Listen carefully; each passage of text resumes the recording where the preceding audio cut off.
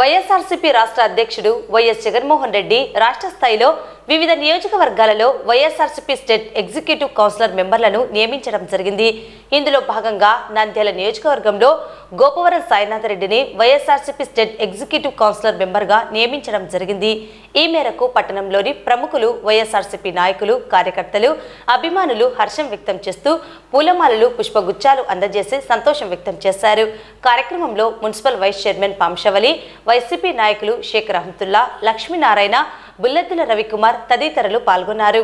ఈరోజు మా సాయినాథ్ రెడ్డి అన్నకు రాష్ట్ర కార్యనిర్వాహక వైఎస్ఆర్సీపీ కార్యదర్శిగా నియమించినందుకు ఆయన అభిమానులం కానీ ఆయన స్నేహితులం కానీ అందరికి చాలా సంతోషకరమైన విషయంగా అనిపించి చాలా సంతోషంగా జరుపుకొనుచున్నాము.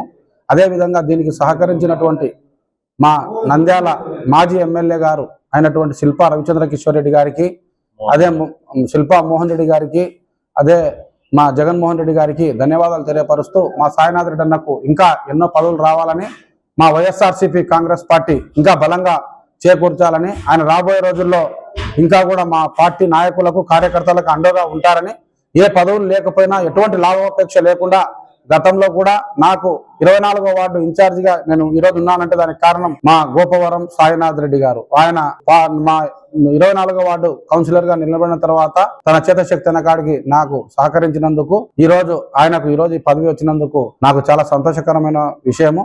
అందుకోసమే మా పిల్లలందరూ కూడా చాలా ఆనందంగా అన్నను కలవాలా, అదే విధంగా ఎన్నో పదవులు రావాలని కోరుకున్నారు. అదే విధంగా రాబోయే రోజుల్లో పార్టీ అధికారంలో వచ్చిన తర్వాత కూడా అన్నకి ఇటువంటి పదవులు రావాలని నేను మనస్ఫూర్తిగా కోరుకుంటున్నాను. ఇదే మాదిరిగా భవిష్యత్తులో కూడా ఆయన ఇంకా రేపు మున్సిపల్ ఎలక్షన్లలో కూడా సహకరిస్తాడని మనస్ఫూర్తిగా మేము అందరికీ మా వైఎస్ఆర్సీపీ నాయకుల తరఫున నేను అన్నకు ఈరోజు శుభాకాంక్షలు తెలియపరుస్తున్నాను.